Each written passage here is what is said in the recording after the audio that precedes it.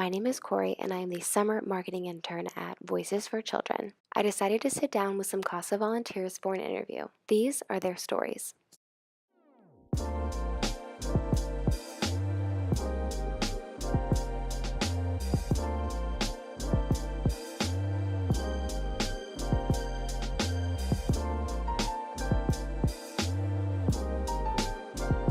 Well, I saw the commercial on TV and that piqued my interest, and I've always been interested in foster care and adoption, and so I thought that this was one way I could serve in my old years. Thinking about the ability to make a difference in a child's life and being able to serve. I think prior involvement with a toy run showed me what was happening in my own backyard, and this was just another means to maybe help. Well, I used to have next door neighbors until last year that I dearly loved, and they were foster parents and had been for many years in several different areas, and I got interested in it then, and then they adopted two of a brother and sister that they had fostered. Had a permanent managing conservator that was a family member, and so I saw how often their caseworkers changed and that they had not any consistency in their what was happening to them. So I made a vow that when I retired that I would I'd try to help out somehow, and I'd heard of CASA, so that's how I got started. I had heard about Voices for Children and the work of CASA for quite a number of years. I'd heard about it from friends of mine. We were friends with the previous director, Leanna, and then I had other good friends, one who was on the board, one whose wife was a CASA, and my wife also was very interested in being a CASA, and she had wanted to be a CASA for a long time. So we had discussed this quite a bit among ourselves and talked to other people that we knew about it. And so we had heard quite a bit about all the good work of CASA and the need for the type of work that CASA does.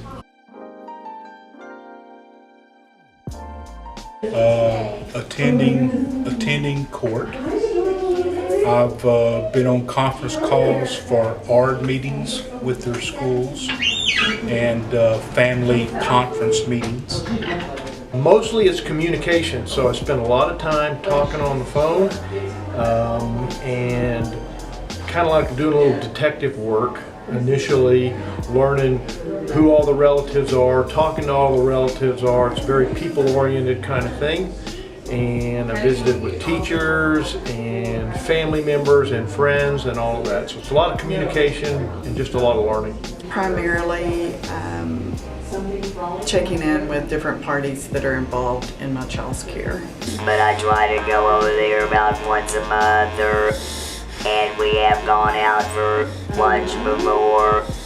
So there's some things like that, and she loves puzzles. We didn't have time to do the puzzle, so I gave them to her, and she was really excited.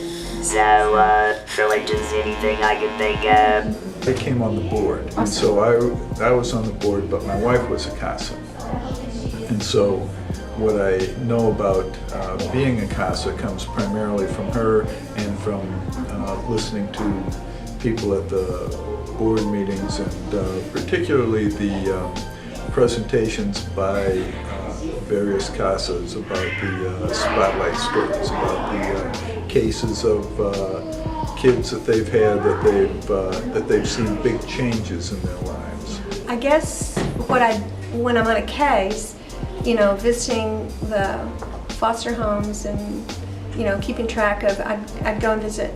I've had babies since or 2-year-olds, and I've had just 2 cases here in Brazos County, or actually both cases in Grimes County, but in both cases they were really young children. So, and one ended up PMC to grandma, and the other one ended up in an adoption 18 months after he came into care. So. Provide some consistency in their lives. The first one was the first time that I engaged with the parents and really learning of the difficulties and how that's translated down to the kids. And the second one was standing in front of the judge and being able to advocate, really advocate for the best interests of the children. Well, I love all the training. Over the years, I've been able to see a change. I've had the same child for 3 years. He's about to turn 18. So over the years, I have seen a change in him for the better. And so a lot of what I've been saying over the years has, he's actually making choices that, good choices. And so that's been very rewarding. I think the search for answers for some of the people you need to talk to about your child and how they're doing. It was very interesting looking at, the finances and how, first of all, how dependent we are on the contributions of other individuals in the community. How important that is that everybody in the community understand what Voices for Children does and what the need is. The other thing that struck me on the board was the need for CASA not only in Brazos County but in all the surrounding counties in the Brazos Valley, and how since I've been on the board we've seen that grow. When I first came on the board, we had only Brazos County and Grimes County. Grimes County had just come on as one of our counties, but then after that we added Burleson County and then all of the others. And so there really is a huge need in this area, in the whole Brazos Valley, and it's really gratifying to see Voices for Children being able to answer that need and to reach out to those other counties. Well, I got really sucked in quickly because after my training, I trained in Harris County. We were living there at the time, and so after just a matter of weeks after I finished my training, because I was retired, they called me and asked me if I'd be a CASA for the drug court. So I got involved with that, and I did that for about 3 years.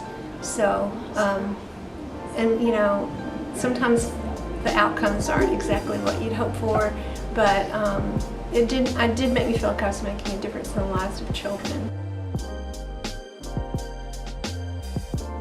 It's going to happen next week when I go swimming with the kids. What I've really been proud of are some of the outreach programs that we've done to expand the knowledge of Voices for Children into the community. Programs such as Father Fish and the Superhero Fun Run, which have really done great things at increasing community awareness, and Father Fish got the police involved, and the Superhero Run has now got the Atlas and the Stella involved, and so those are groups that when they become partners, they'll really do terrific things for spreading the word. I think developing relationships with the people involved. I know when I did the drug court, I had to visit them. I had to visit the parents, and the children weekly, and so my notions about people sort of really changed because I didn't have any experience with addiction, and I learned a lot through training, but developing relationships with people who have grown up in really difficult circumstances themselves, and then trying to help them figure out how to be parents was rewarding and quite challenging. It was that I got to know these people enough that, you know, I would hug them when I saw them, they welcomed me into their homes, that, you know, that to me was the, and they're people that I would never ever have had a relationship with, or learned about, or had any kind of understanding about their lives had it not been for being CASA.